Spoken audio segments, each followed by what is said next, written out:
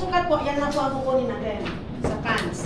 Nung sa blouse, ang waistline natin kung nasaan yung smallest part of the body. Pero sa pants po, tatanungin po ninyo si client kasi ang pants, di ba, may tatlo. Low waist, mid waist, high waist. Tama? Yes. So, yun ang tatanungin mo kung ano. Pero kadalasan kasi sa slacks, high waist. Pero yung iba naman ayaw, low waist or mid waist. Karamihan mid waist. So, si ate nakikita ko mid waist siya eh. Kasi hindi naman maganda pagka naka-low waist ka. Nakita niyo pa kumupo kayo.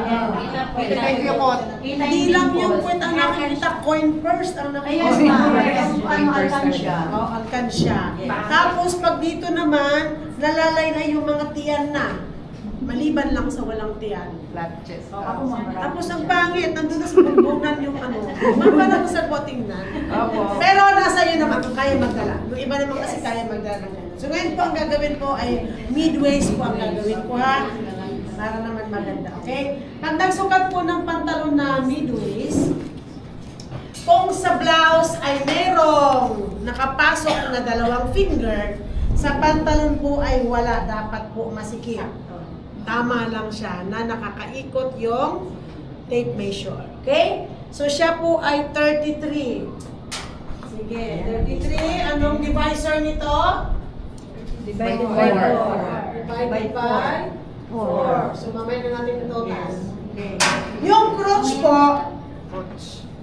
meron ako ng L square. Nasaan niya? Yung crotch po ay merong pamamaraan. Ito po ang sabi ninyo, pagkuha ng crotch measurement ang L square. Pero po advisable sa lalaki, sa babae hindi siya advisable. Bakit? Isasalpak kasi dito. Mahiwa. So, kung maselan, hindi siya pwede ha. Pero kung okay lang naman sa sukatan nyo, okay lang. Kaya lang, hindi ko yan ginagamit talaga sa pagkukuha ng crotch ng babae. Actually po, mayroon pong technique sa pagkukuha ng blouse ng babae. Uupo po. Upo ka ng mabuti. Stand straight. Upo ka. Sit straight.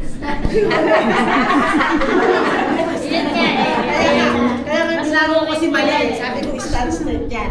So nakaupo na siya. Pwedeng sa likod. Kung mag-uumpisa kayo kung saan po, kung saan ka kumuha ng baywang, dito ako kumuha ng baywang. So pwede mo siyang idirekta hanggang sa upuan. Kailangan nakalapat sa upuan. Kung ayaw niyo naman, pwede naman po dito sa tagiliran. Ayan, accurate po yan. Ha? Kuha nyo? Kung saan siya nagbaywang, kinuhanan ko kayo ng baywang. Sa upuan niyo. Nakalapat sa upuan. So, 9. May isa pang technique tayo po ate. Kung total nakapantalon naman siya, okay lang. Susuot ko dito to. Kung saan ka nagbabaywang kanina, dapat doon. Yan. Kaya lang, napakahaba naman kung 22.5. So, ang crotch mo hanggang sa baba. Ang gagawin inches, 22.5 inches. Hahanapin nyo sa likod ang 22.5. Centimeter. Ito, di ba? Ano po ang ano niya? 9. See? Nakaupo at saka paikutin, parehas siya. Same dapat. Accurate. Tama? 9. Parehas na 9. Kasi ang maselan ayaw magpagano. Paupuin mo siya. Para si crotch. Okay? 9. Ano ang divisor nito? Wala. Very good. Wala. Yung apex distance po na sinasabi, kasi yung pantalon natin may pleats dito. Yung gusto na, optional. Yan. Pero doon sa medyo kagaya ko na sexy, hindi ako nag-pleats dito. Kasi lulong-lalo yan. Maganda mag-pleats doon sa likod. Pero kung gusto nyo maglagay, same po doon sa apex distance ng blouse. Kasi kung sisuot ng blouse, dapat match siya. Nag-straight yun. So ano po yung apex distance ng blouse, yun po ang ilalagay nyo automatic sa pantalon. 7 ka ate, kanina, sa blouse. Ano sa nasukat ng blouse mo? Malagay na lang natin itong 7. Okay, 7 siya. Next is hip 2. Bakit walang hip 1? Kasi ang waistline niya is nasa midway. So kailangan na lang natin kuhanin yung bat sa puwit lang para magtama. So diretso tayo sa hip 2. Sa bata.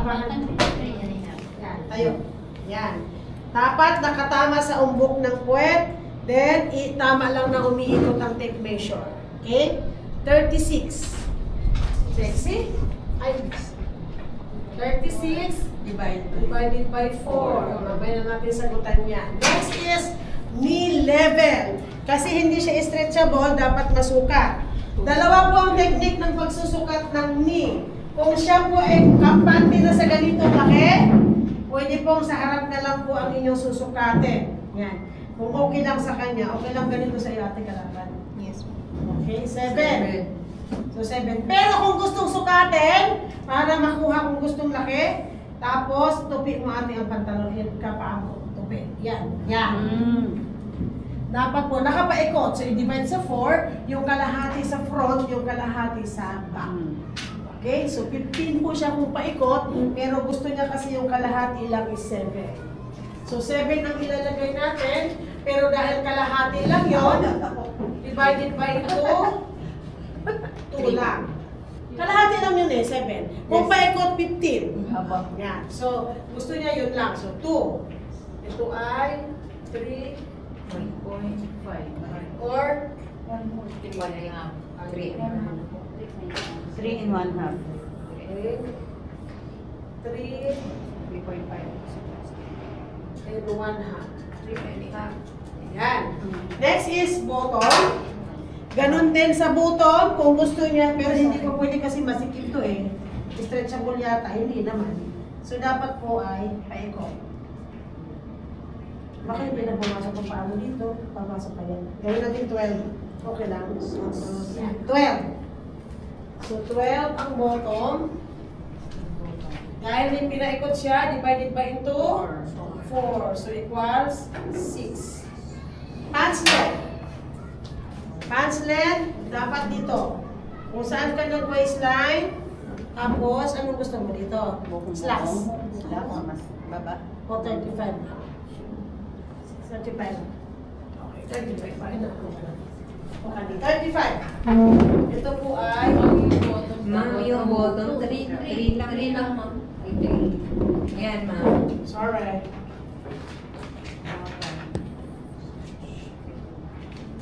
Yung apex distance niya, ma'am, 7.5.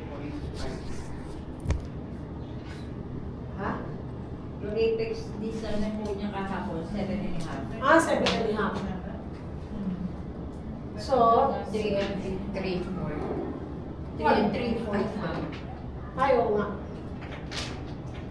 3, 4. Sige, pa-divide niyo po muna yung waistline niya, 33. 33, 7.5.